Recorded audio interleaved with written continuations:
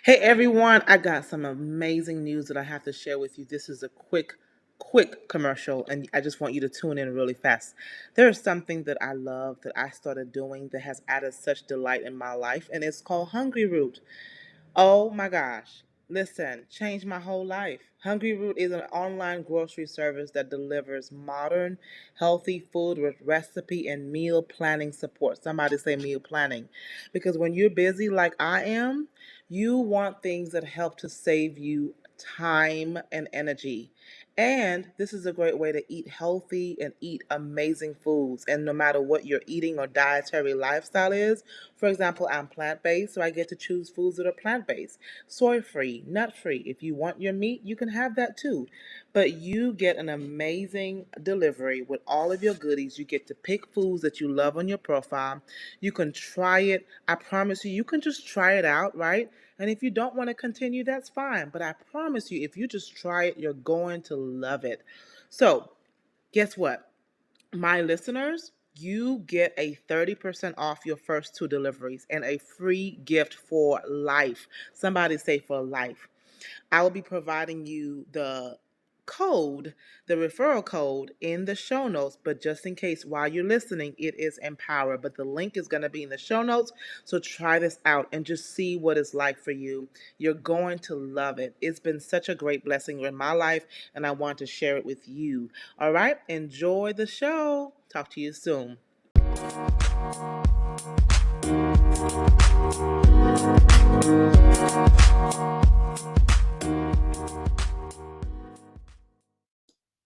Well, hello everyone. Welcome to Empower You podcast. Empower to Empower You podcast is about all things Jesus Christ, mental health, and anything to help you be the best version of yourself. This is your lovely host, Miss Bewindi Bobb. Please excuse my voice, y'all. I am believing God for my complete healing, and I'm already healed. So you may hear some nasal sound, but it's all good in the hood. All right. I hope that you enjoyed the last episode number 71, which was on leadership by Tanisha Holiday. If you have not listened to the episode, feel free to pause and listen to that one. I do ask that you are rating the podcast, also posting some reviews that helps it become more visible. I'm so honored that you have stumbled upon the podcast today. And if this is your first time listening, I know that you are in for a treat. I've had a lineup of guests this year, and each guest has added wonderful value to the podcast. So today, I am so honored.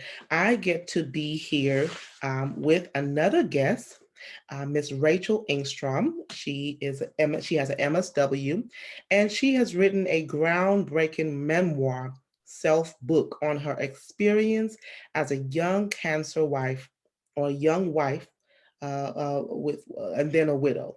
Young wife with cancer and then a widow. With the increasing number of young women and men becoming widows and widowers due to not only cancer and serious illnesses, but also now COVID-19, this resource is needed more now than ever. Rachel shares her journey in a raw and honest way while providing step by step resources to help you navigate your own journey. Never before has there been a combination of the personal grit of the healthcare journey, along with steps on how to navigate treatment, diagnosis, the ins and outs of hospital life, employment, finances, insurance, self care, grief and loss, and much more. You can find Wife, Widow, Now What? How I Navigated the Cancer World, and how you can too. And she'll share more information of how you can find that. Rachel's unwavering faith and belief in God's guidance and that she will never be dropped, never has been via the Footprints poem, has kept her going through her darkest times into the positive space and time where she is years later. Her motto is, when in doubt, give it to God. I want to welcome you. I really ask that you tune in with your ears, your heart, and I really want you to listen to Rachel's story as she shares in this podcast episode number 72, Wife, Widow, Now What? And I get to hear her story as well. So, with Rachel, we want to welcome you to the podcast. Welcome, welcome. Thank you. Yes, ma'am. So tell us a little bit, the topic or the title of the podcast, the topic is very captivating. It pulls you in. hmm Widow, now what? So tell us a little bit about the title and you, who you are and your story. Yeah, I just thought of this really good example that I use in my life now, and I want to propose this to you and the listener right now. Yeah. And I actually had a friend tell me, like, when you're ruminating on something, and I wish that I would have had this skill the years when I was going through the illness and the widow years, but what I try to do when the devil's trying to get you and you're ruminating and you're thinking the woulda, coulda, shoulda, I came up with the idea of, when you're like, if you've ever been close to the front of the airplane and you can see the flight attendant shut the hatch door, I physically, with my arms, put my arms in front of me, do like a side swipe, like I'm closing the hatch, and then I put my arms straight in front of me and fist them and pull backwards. So that's what I'm trying to do in my life and I do that within my story too, is show you how I shut the hatch, I pull back from the runway, and I give it to God, because there's so much in our life that, like, as we all know, it says in the Bible, pretty much, you make plans and God laughs. And that's the crazy thing, is I turned 39 a couple weeks ago, and I never thought that I would, it'd be 8 years now since my late husband died, and I'd have this whole other life and be advocating and doing all of these things. So it really just shows you can't pre-plan that much. You cannot pre-plan that much. Wow. Yeah. I love the visual that you use, for sure. So yes. Yeah. So when I was 18, I moved here to the Minneapolis-St. Paul area to go to the University of Minnesota from a smallish town in Michigan, not knowing one person. Created a family of friends here.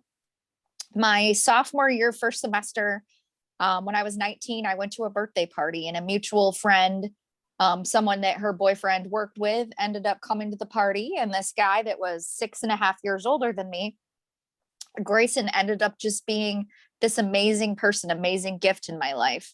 And what was funny is my parents really couldn't say boo about it, because when they when they got married, my mom was 19 and my dad was about to be 26. And that was the exact ages of me and this older guy. Wow. Yes. So, by the time I was 22, we got married. 3 months after I graduated from college, we got married. And then we had an amazing marriage, amazing life. He actually worked nights from 3 to 11 p.m. in a factory. And that, I didn't know that all these years in my 20s, where you have your growing pains and, you fight over stupid stuff, washing the dishes and kind of stuff like that. How much of a gift it would be later in life, because within my 20s, I had the love, the consistency, the relationship with him. But because we didn't see each other really Monday through Friday, we were ships passing in the night. I had, my own career and my own friends and my own being who I'm being and learning to be a grown-up.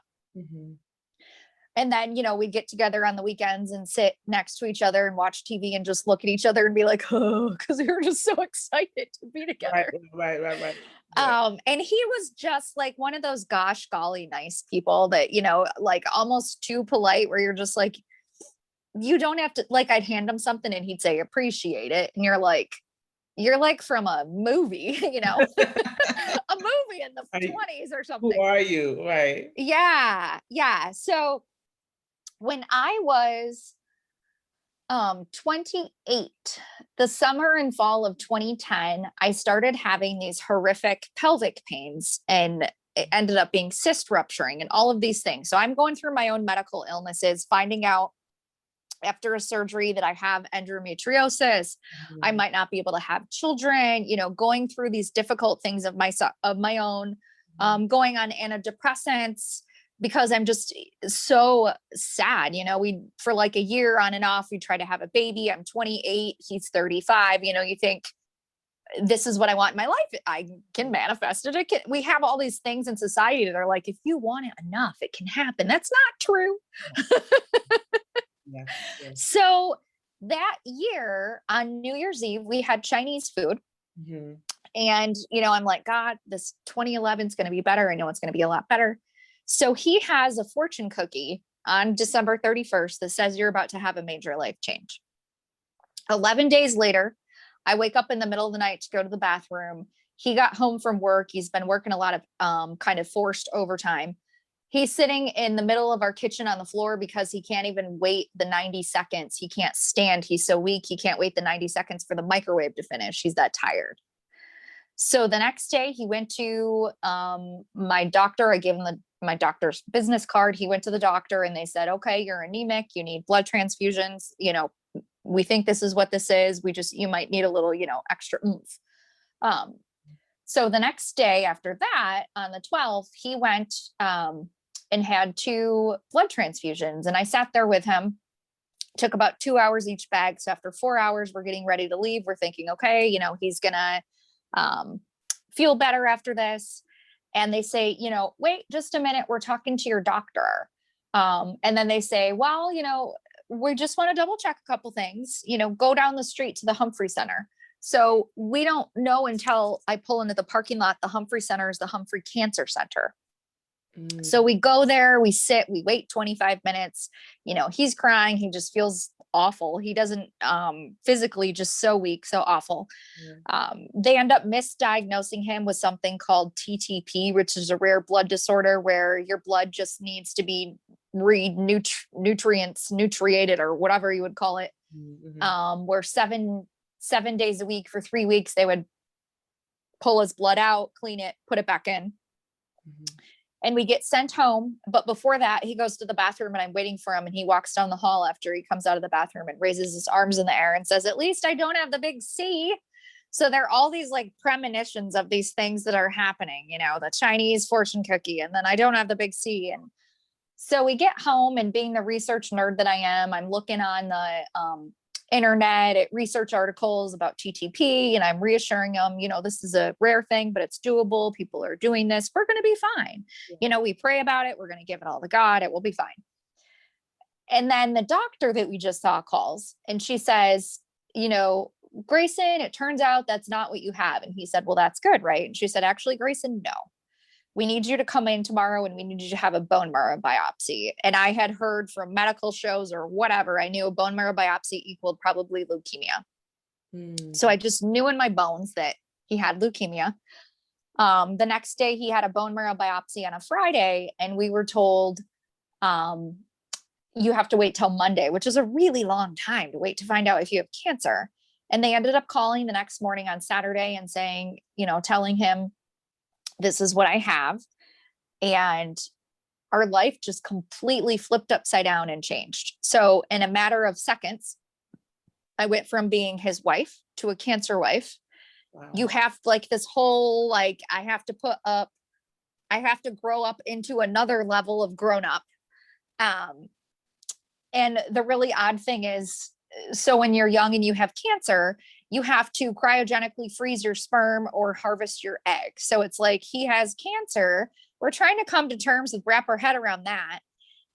And then they're like, you need to go to this clinic and give your samples. So that was just a whole weird, kind of funny experience. And then we hospitalized him. He was, they gave him the formal diagnosis.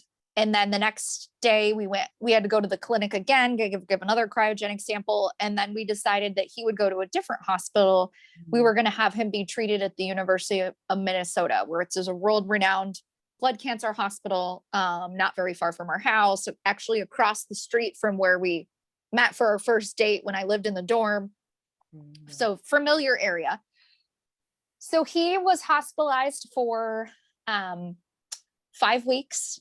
Very, very intense clinical trial they offered him, and he wanted to do it because it's a pediatric protocol. So he had acute lymphoblastic leukemia, and the pediatric protocol that they use for children, they wanted to try in adults 19 to 35. So he was the cutoff age.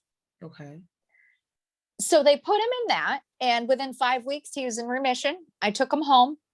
My parents, who at the time, they were married 45 years, praise God, they're married 55 years now. Yeah. They were 75 or excuse me, 65 and 72. And they called me and said, I mean, it was so hard because all my family lives in different states, still don't have family here. Mhm.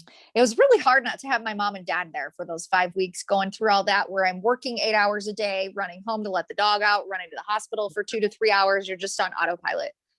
So my mom and dad call, and I'm the baby, I'm the youngest of four. And they say, you know what? We're going to come live with you and take shifts taking care of you. Mhm. And that turned out being one of the biggest gifts out of this whole entire experience. My mom and dad, my mom just turned 75. My dad's about to turn 82. And we forever have this relationship and this experience, no matter how gory it was. But we have this unique gift that God gave us, that Yep. we have this way to look at life and look at, different things. So ultimately, my husband was in remission from February of 2011 through August of 2012. The steroids they gave him in the first part of his treatment, they're so hard on your body that his hip fell out of the socket, started to collapse. I mean, I'm doing a lot of advocacy now for the Leukemia and Lymphoma Society, which I'll talk about later, but these treatments get children into remission, but the later side effects are really, really tough. So he's dealing with all these co-occurring things, and then he relapses, and we're basically told, if you're a Star Wars fan, we're told, Obi-Wan Kenobi, or our last hope, that he has to have a bone marrow transplant, which is very risky. A lot of people don't make it through it, complications and things like that, but we're told this is what has to happen. And when he calls to tell me that he has cancer again, I was just on my way out from work, and I came home, and he was just beside himself, A, because he had to go through it, but B, more than that, he didn't want me to have to go through it again, because it's so much. And he was just devastated. So then we hospitalized him for treatment to start again on our 8th wedding anniversary. And his body was not,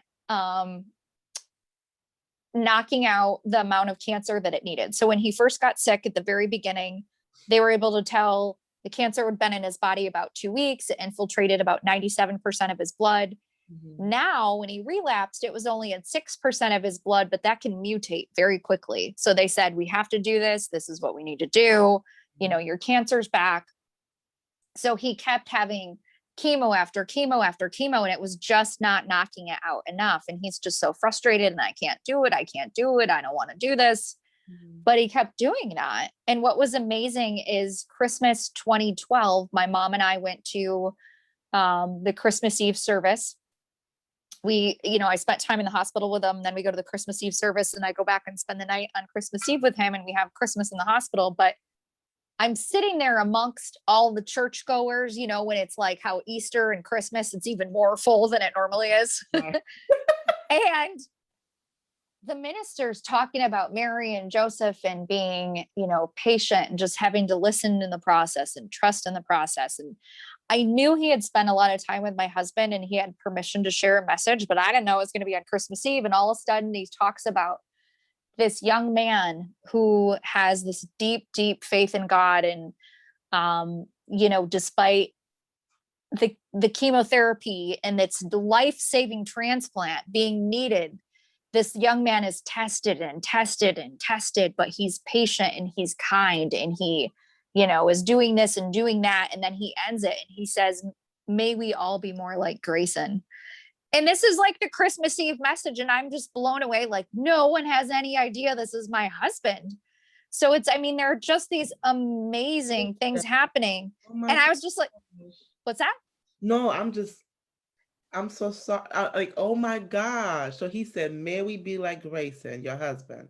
Yeah. Like in his Christmas Eve thing was Mary and Joseph had to wait, and they trusted on the Lord. And this young man is trusting on the Lord. And I'm thinking, oh my gosh, I can't wait to go back to the hospital and tell him, so he actually got better and was able to get out of the hospital on Christmas Day. And then we had about 3 weeks at home. And so within even though he was in remission for a year, he's going to the hospital 5 times a week for 3 months, 3 times a week for 2 months, all this chemo, like it just doesn't stop. Mm. Chemo at home. He's very disabled, has to learn how to, you know, bend, pick things up, all these things, because your body really falls apart. Um, and in January of 2013, 5 days before his transplant, he has an insane amount of chemotherapy. He's like number 62 or 63 in the world to have this targeted radiation that takes 40 hours for neurophysicists to map at the University of Minnesota. So he has all this radiation, all this chemotherapy. At the same time, I'm across town in another hospital having a surgery, getting 26 adhesions of endometriosis scraped off my reproductive organs. So on his actual transplant day, we're both there, like just kind of, in our mutual pain on our painkillers. We just had to laugh and give it to God, because it's like, how awful is this? Like, this is not supposed to happen. Yeah. But within it all, through it all, we had amazing things happen. We were able to spend time together. We never had this whole long relationship that we've had Monday through Sunday. We're seeing each other. It used to be Saturday, Sunday. Yeah. I'm sleeping on a cot, 2 feet below him, because he's up in his hospital bed. We're holding hands and watching movies. And the nurses are like, the lovebirds are in their apartment. It's like, just there's so many blessings among this. Yeah. And then the day after his transplant, his body really did fall apart. His lungs, his bladder, his kidneys, things like that were just too damaged from the chemo and the radiation. We were told before his transplant, and I did not share this with my parents, I did not share it with one person. We were told there was a 19% chance the transplant would work. That was it. 19%. And I don't know what he was thinking in his head, but what I was thinking is, we're going to get better. We're going to get out of this. We're going to have kids. I'm only 30. He's only 37. Of course, our life is going to go on. Things are just this is just a stepping stone we didn't want. It's more, and you miss that stone and you end up getting your feet wet. Right. So this is end of January. In March, I get a phone call and he's not able to breathe, and they had to intubate him and put him on life support. And within a 2-week time frame, I'm told, yes, he could die right now, but within a 2-hour time frame, he gets off life support, goes to rehab, learns how to walk. I'm told he had a blood clot in his lung, and 1 in a million people survived that, which he did, which was totally God's grace. Yeah. However, a month later, he's on low flow oxygen this whole time, like all the time. A month later, I get a phone call and he says, I can't breathe. And he says, I feel like I'm wearing one of those World War II masks. And I hear this, and we say, I love you back and forth 3 times a piece. And little did I know that was the last time I was ever going to talk to him. So that was April 17th, a Wednesday. And then I get to the hospital. He's very nervous. I say they had intubated him, and I say, just give him meds, knock him out, cause he's panicking. So my dad drives and we get there and, talk to him, and we're each on either side holding his hand. And I sit down and doctors look at me and they say, I'm sorry. And they said, Rachel's, there's not really a lot we can do. We can try. We'll wait 2 days. And I think, well, lovely. In 2 days, it's my 31st birthday. That's the birthday present you want, to call the shots on whether your husband's going to die or not. Cause I have power of attorney and, his healthcare directive and everything. We've got all this legally written out. And then 2 days later, it's my birthday. And then they say, we're going to wait 2 more days. And this whole time, I have this almost eerie calmness about me, which I credit it all to God. Yeah. And I'm going to go forward a little bit and say, of course, based on my book, that he died. Yeah. But what I'm going to jump forward and then come back. What I later learned is trying to seek support and like young widow groups on Facebook and things like that. There were a lot of women, different stories that I saw in them, us posting our stories, that their spouses were killed in war. in Afghanistan. There was a woman that her husband had hung himself in the garage after coming back from war. He had too much PTSD, just demons, all the things these amazing heroes, men and women, do for us. We have no idea what they live with. No idea. Yeah.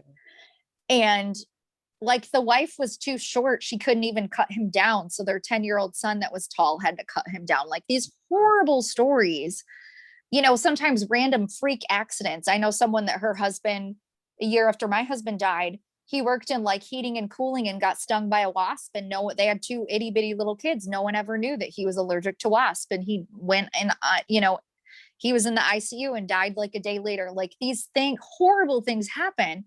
And what I didn't know is as I was actively watching my husband die, God was giving me such a gift in that I had seen for a very long time my husband's body fall apart. So in the grand scheme of things, it did not make sense. Yeah. But it did, because we get one body. Yes. And it gave out. I had no, and through the grace of God, through my entire grieving process, I never once got mad at God. I know a lot of people do, and I don't fault people, but I never got mad at God. I was never really angry. I was angry in ways like to my late husband, like, you left me with all this crap of yours and I have to figure out what to do with it. Stuff like that. But I just credit God with so much of it because I was so calm, but it was knowing this isn't him. It was like he was still alive, but it's like he was gone, And the night before he died, I made a heaven playlist because I just knew, he's going to die tomorrow. So we had the pastor come. It was a Sunday. One of the hardest things I've ever had to do in my life is my dad slept in a chair overnight next to my husband.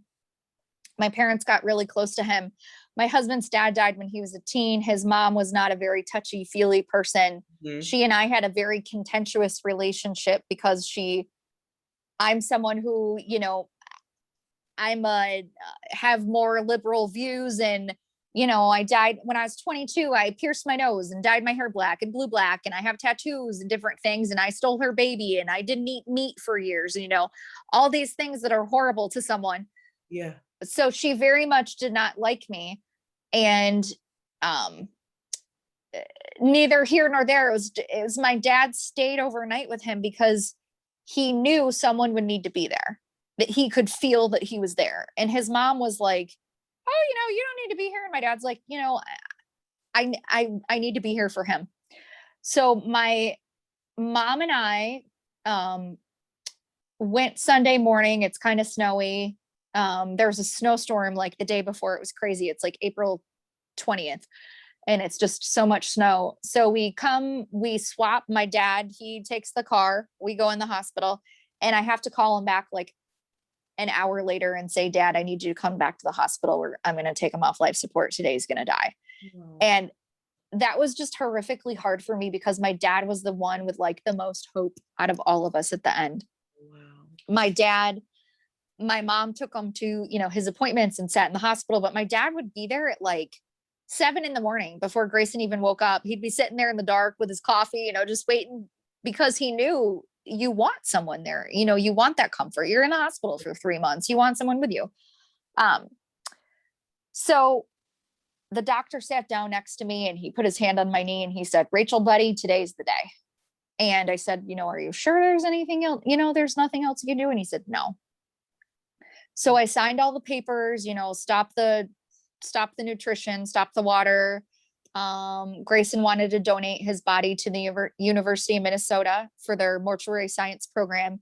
He was so sweet and kind that he would do extra bone marrow biopsies, extra spinal taps, these super painful things just for research purposes to help other people. So even after death, he wanted to help other people. And I felt so much peace and pride in that as I'm signing these papers.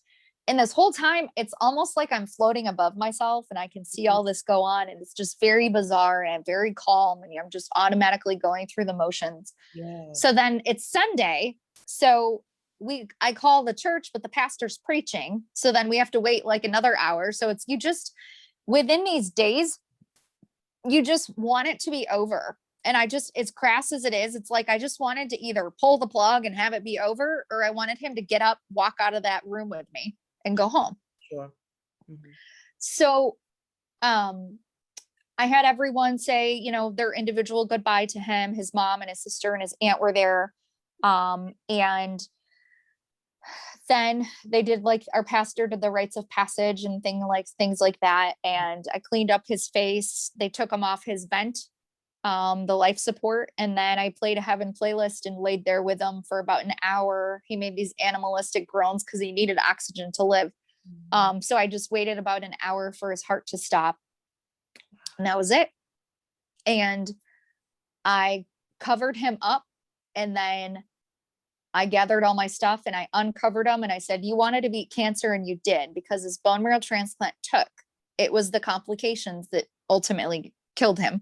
Mm-hmm. So I did a little dance, you know, I played his favorite song for 15 seconds, did a little dance, covered him back up and left. And that's how my book is split up. Part 1 is me with him. Part 2 is the second that door closes behind me, I'm Rachel 2.0. Now what? What do I do? I'm 31. I'm a WIDOW. What do I do with my life? So Wow. I, not only is my husband, my best friend, my life, everything I've known since 19 gone, but I have to plan a memorial service. I have to, you know, revamp my finances, all these different things. So what I did is, when he had been gone about 10, so let me back up and say, I, by the grace of God, with all of it, but obviously you can tell it's years later, and I'm a very happy, well-adjusted person. Yeah. 3 months out, so I had friends do fundraisers for me, a big fundraiser, and people were very gracious. When you're 31 and someone dies, Gladys doesn't come over with a casserole. Friends donate money. So I had friends do a fundraiser, and I just needed to get out of there. I just couldn't handle it. I needed to get out of there. So I went to Alaska for 2.5 weeks by myself. I did a cruise in the Inside Passage, the only places you can get to by boat or plane, by myself. And one of my siblings even told my parents, like, she's using the money her friends gave her for this. But it's like, my parents were like, you have no idea what she went through. She's just got to get away. And being in God's nature, seeing those glaciers, those mountains, those things that really make you feel like the size of a pea, you know, compared to all of it, really just put a lot of it in perspective. And just amazing things happened. Like, I'm sure you're going to get goosebumps with this one, but the boat's about to take off. I start crying and I say, Grayson, show me a sign that you're here. And I kid you not, within 20, 30 seconds, an eagle swoops down in my eye line, turns, looks at me, and then flies away. And I was like, okay, you're here. I get it. So oh my God. I know. So I had many things, you know, I'm like with his best friend before the memorial service. I'm in the basement going through his CDs. What I did is, my oldest sister came for a couple weeks before the service, and she helped me get like these name tags with his name on it. And I gave his favorite sweaters and CDs and stuff to each of his friends to have a personalized gift. So his best friend and I are in our basement going through CDs, and I'm like, you know, that song Walking on Sunshine by Katrina and the Waves, whenever that came on the radio, and, you know, I might not be in the mood for it, he always had to listen to it. He loves that song. And on my little transistor radio, it's like, this next song on Jack FM. And that song came on the radio. And I was just like, oh. So you had a lot of gentle grief reminders, his presence. Yeah, that he wasn't gone yet, and that things were there. Yeah. So. And really quickly, he died April 17th. What year was that? April 21st, 2013. Okay. 21st. Got you. I missed the year. Yep. So it's just been 8 years. Yeah. And then 6 months after he dies, I have so much pain, I can barely walk. So then I have a hysterectomy, which is a whole nother level of loss, but I have to choose my quality of life. So he dies. I destroy the sperm samples that he has. We were saving for our future children. Months later, I have a hysterectomy. A few months after that, his cat gets sick and I have to put the cat down. Oh my. So my book is like this calamity of errors of like, how much more can happen to this woman? But it's like, people say it's raining cats and dogs. To me, it was like it was raining buffalo and dinosaurs, like all the things that kept happening. But I knew ultimately God had a plan. You want to see the blueprints, but Right. he doesn't give them to you. Right. If he did, we wouldn't need to lean on him so much, right? Mhm. Mhm. So I was blessed with a small life insurance policy, some help from the fundraiser. So I actually took 8 months off of work. Um, then I was working 3 part-time jobs to keep my house because I thought I worked in mental health and social services, and I couldn't do that for a few years. I went from 2013 to the fall of 2015 before I could do that again because I just couldn't give in that way. I Yeah. had enough of my own stuff going on. Right. Um, so in February of 2014, I thought, you know what? There's nothing like this. And I feel like I have a lot of wisdom and experience because what's really bizarre is when you go through something like this, it makes you feel 20 years older. You're Mhm. like, oh, young grasshopper, the things I have to teach you. Right. Right. So, what I'd done along the way is Yeah. in the very beginning of his diagnosis, I learned about Caring Bridge. Do you know what that is, Bewindi? Oh, tell me. It's a website where along the medical journey, you can create blog posts and anyone that signs up for it gets a notification in their email. So Hmm. instead of people calling, texting, emailing, kind of bugging you, how are they doing? How are they doing? You do an update. So I started that very early on in his illness. So I had all of these Caring Bridge posts, Facebook posts, Team Grayson posts in real time going through it. So Oh. I decided to put it all in chronological order and try to do some sort of how social media saved my life. I got all the support. And I just decided after doing it for a couple months, it was too painful. And then in 2018, I picked it back up and I wrote Wife, Widow, Now What, which is my chronological post interspliced with a toolbox. So when I originally wrote it for a cancer spouse, or significant other. But now, any sort of illness, any sort of catastrophic whatnot, you can, or any supporter, anyone would, I think, like it because it's a tough story. It's gritty, but there's a lot of laughter and love. And I've been told it's a love story navigational toolbox. But when I'm navigating treatment and diagnosis, I have all the relevant questions. When I'm figuring out insurance, disability, employment, how do you do it? How do you balance all of it? When people want to help, tangible things to give them to do, I'm listing all of these things as I'm figuring them out myself in those years. And then I also have a big section on finances because more than likely, if you or your person is not able to work, you're going to have to revamp your finances. You're going to have to cut things out, especially if your person dies. You might not be able to afford, you don't need 2 cars. You don't need the extra insurance. You might not be able to afford, unfortunately, where you live together. You might have to downsize. I Mhm. talk about planning a memorial service, a funeral service, doing that on the cheap, doing that on, having people that playing to the advantage of people that want to help their gifts, have someone make desserts, have someone bring flowers, like all these things no one really talks about. So Yeah. I put all of it in order. So it's my life from January 2011, right before he gets sick, to fall of 2015 when I start a new job and I meet my happily ever after that I just have a little bit in the epilogue about. And it's literally like by the seat of my pants as I'm learning it, as I'm getting a therapist, as I'm crying and writing it and journaling it and all of it. You see it all in real time Wow. with how do you navigate the holidays? How do you navigate anniversaries? How do you navigate all these things? And there's nothing like this out there. So I've put it all together and it's a story of redemption of how I literally had my life blown up with a grenade, trusted God through the entire thing, and then how I climbed back out of that hole. Whoa, that I've heard a saying that beautiful things are birthed out of painful experiences. Mm-hmm.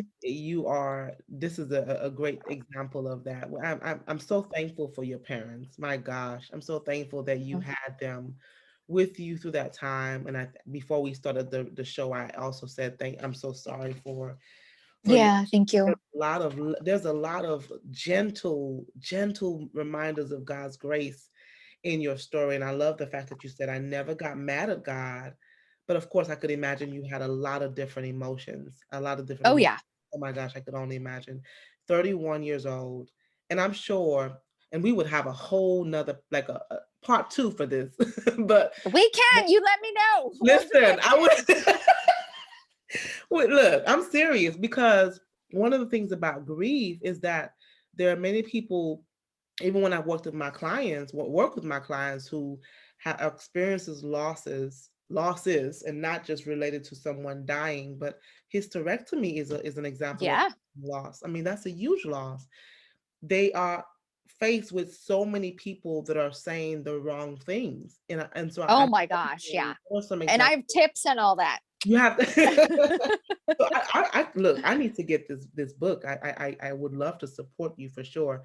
So what is, just really quickly, what are some of the, I don't want to stay there because I could imagine that's the part that makes me sad, is the things that people say to people. And I yeah, had this church lady, God love her. She did and I don't mean that in like, bless your heart and right, the right. spiteful way they do it I in the South. know. Yeah, I know. God love this lady. She was a busybody. My church was right down the street. I was smart to never let her in my house because I knew she probably wouldn't leave. So I always just, stood on the porch. But she would tell me, she was like in her 60s. So she had a lot of time. She was retired. She kept telling me that she was a widow and she knew what loss was. It turned out her mom had died, but that her husband volunteered at church so much she felt like a widow. She was not a widow.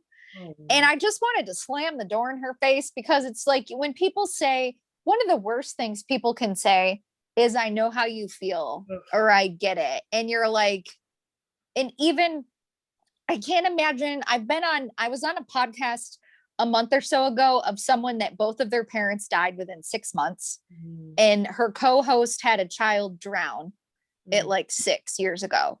mm, And then I lost my spouse. So we all had different unique losses. mhm, For mine specifically, the person I thought I was going to have this whole entire life with, fill my house with kids, that you plan all this with, is all of a sudden gone. So it is very much, I am so sorry for your loss, but it is not the same as losing a parent or a sibling or whatnot, because, mhm, I feel like one of the God's grace of Grayson was that this happened when I was so young. Yes, it's very tragic, but I had enough spunk to pull myself up and start over. And it's kind of like, when you have a vacation or time off of work coming up and you don't really know what it looks like, but it's looking good to you. And you're like, I have 6 days. And then when you're on it, you're like, I still have 4 days. I still have 3 days. I felt like that with my life. Like it was kind of foggy. It was kind of whatever, but I knew God had a plan. mm. And I think that what's so hard is we live in such I want it and I want it now. And then now, There are things that are amazing that we have. mm, You can get groceries delivered to your door and all those types of things, and everybody's at your fingertip. Those things are warranted, good, and needed. mhm, But God's got a timing for everything, and sometimes it just flat out sucks and it is not fair.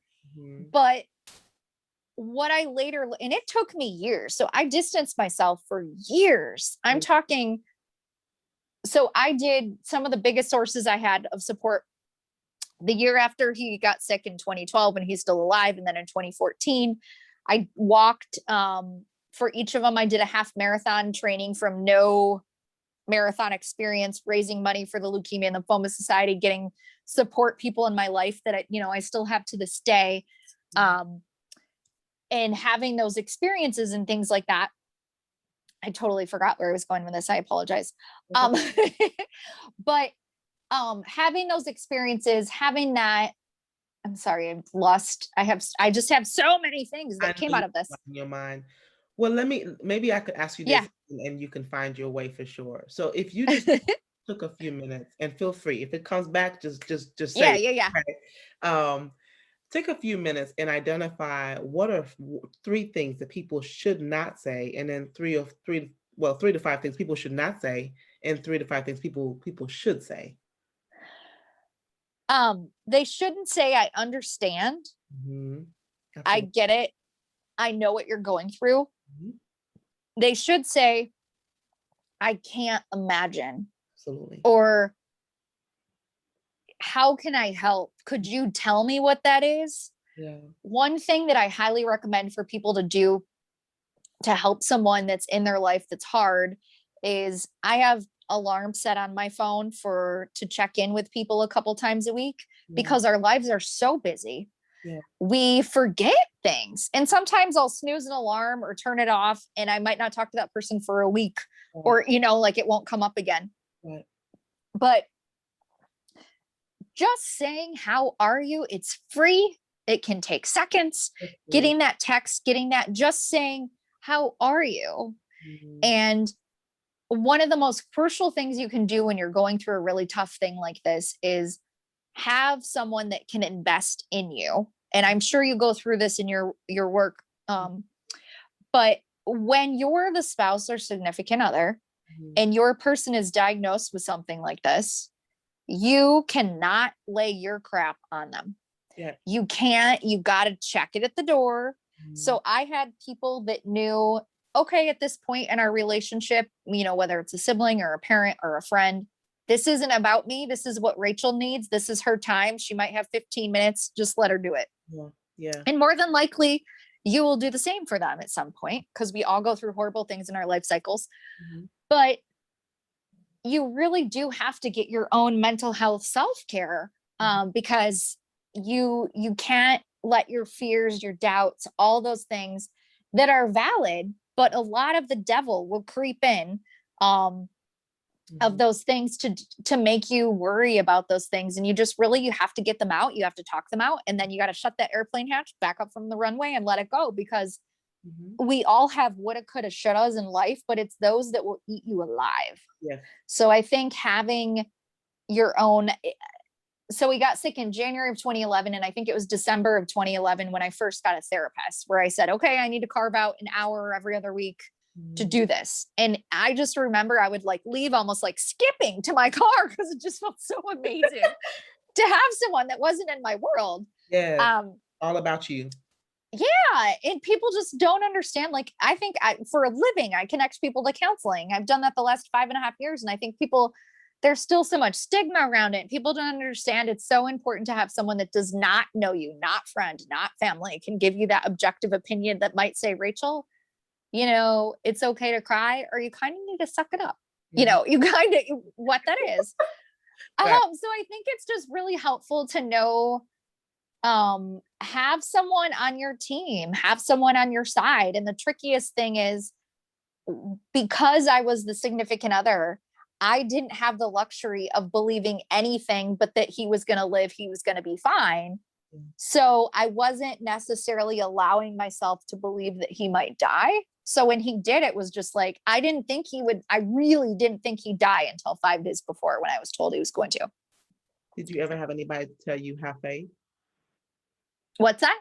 Did you ever have anybody to tell you, oh, have faith, have faith? Yeah. What was amazing? So my parents have this little house in Georgia.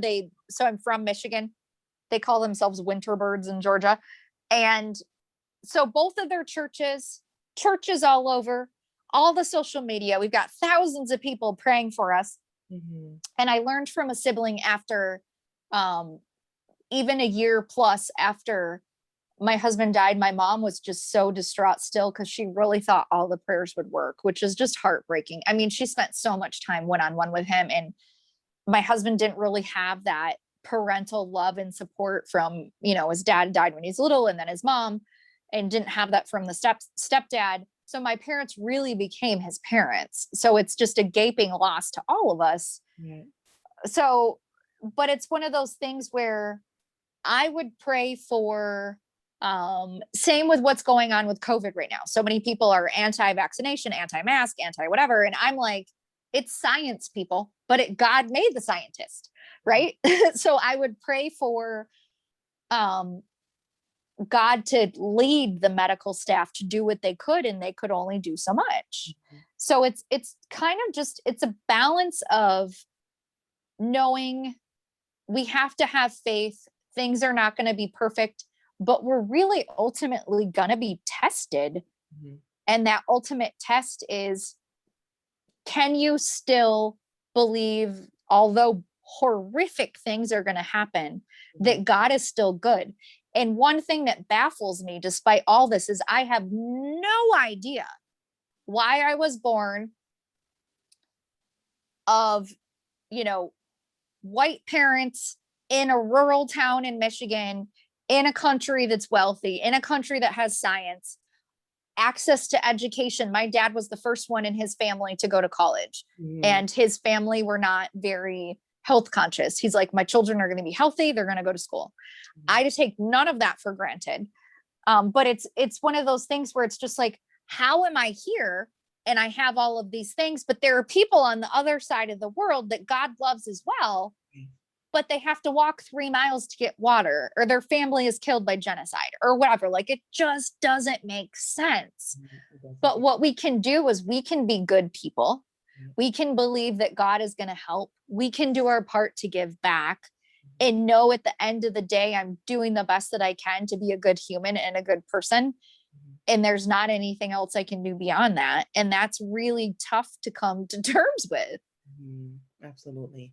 Well, I really am glad that you're here to share your story. And I know that someone is just going to be just honor your story along with you, and your book is a resource for so many people. So just, I know we're almost out of time, but talk a little bit about the book. I know you mentioned the outline and a lot. It sounds like it's packed with resources. So in addition to, Yeah.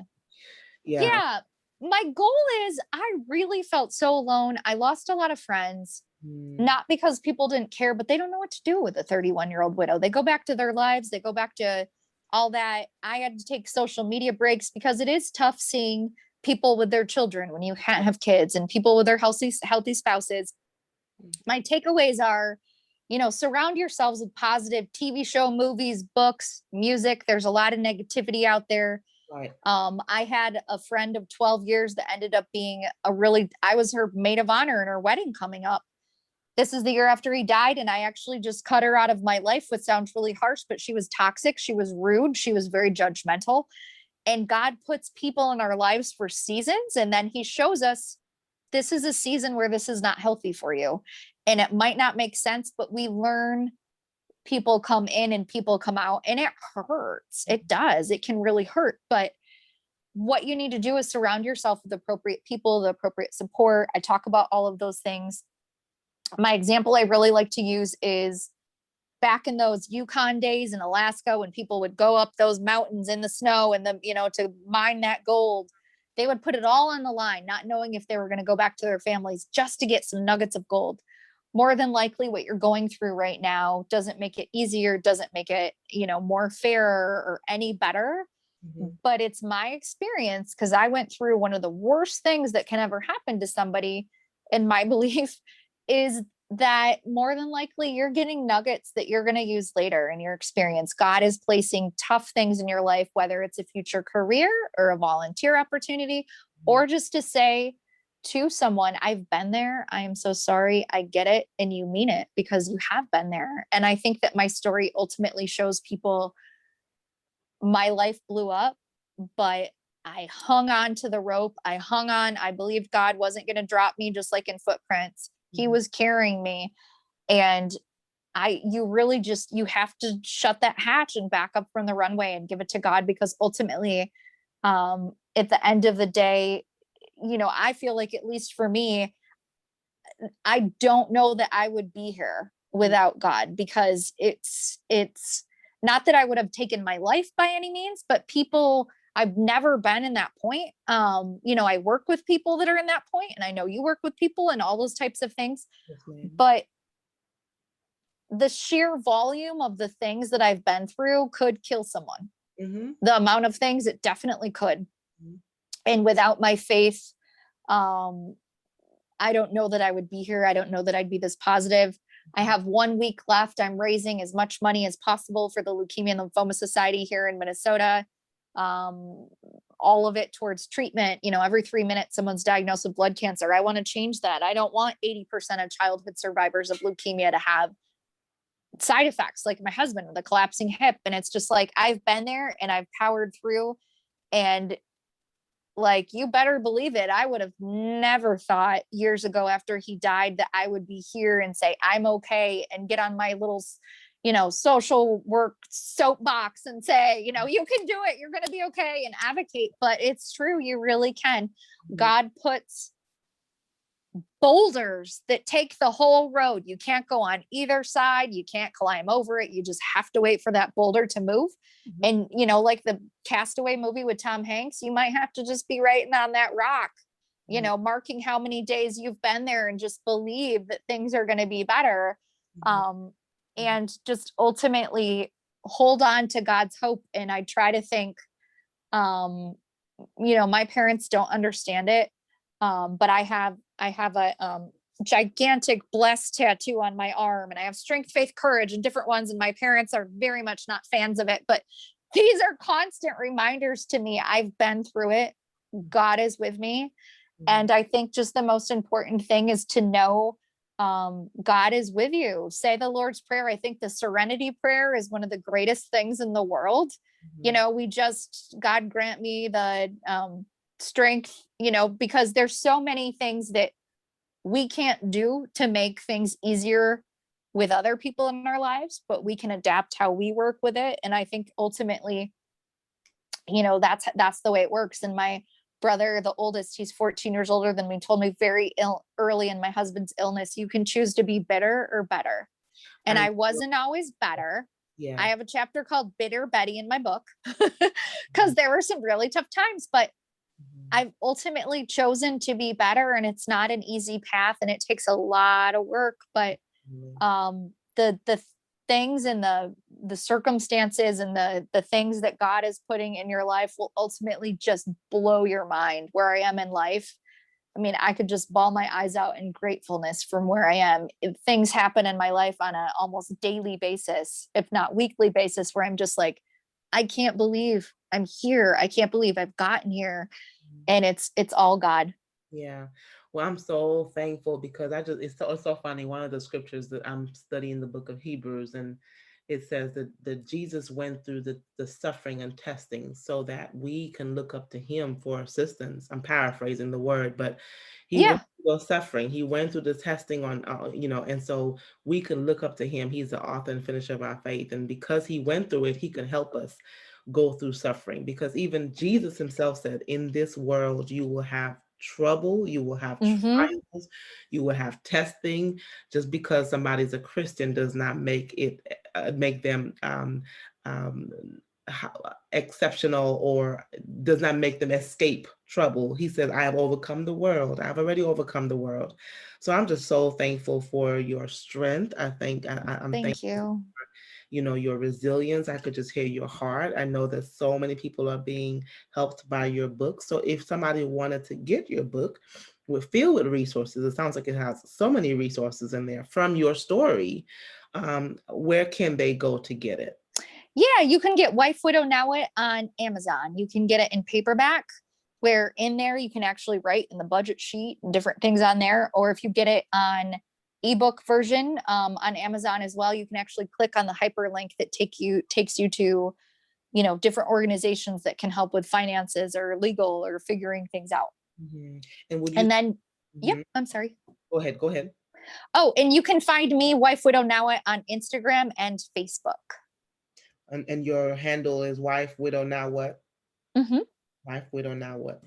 And this is for, really quickly, the last question. This book, would you say, is for any person who has lost a significant wife or husband, or any person who has experienced a loss in some form? Is that, would you say that? I think it's actually for anybody, because a lot of people, it's almost like you're learning the culture of it. It happens all the time. Like, it's as if someone were to write, oh my gosh, my brother went through COVID. This is what I went through in 2020. So obviously it has the resources a lot of people need to get through tough stuff, Mhm. but it really is a love story, and it's how I went from A to Z and then back to A again. So I think it could be, specifically if you're wanting to know, how do I support someone going through this? Mhm. That's your neighbor or your friend or your cousin's husband or whatever that is, you would really glean a lot of things you could do to appropriately support them. Absolutely. If you're the patient or the significant other, I had someone from high school that I'd connected with on Facebook, and she was diagnosed with chronic myeloid leukemia. And like literally one day she posted it, and I was like, I'm sending you my book. And she's like, oh, okay, I'll read it. And I'm like, no, the things you need to ask are in there. Like, get it, read it now and take it to your appointment. Because when you're in it and you're going through these hard things, you don't have the time or energy to think of those. And I've laid it all out. Mm. Well, I definitely look forward, and I'm going to put that in the show notes as well. And I'm so thankful.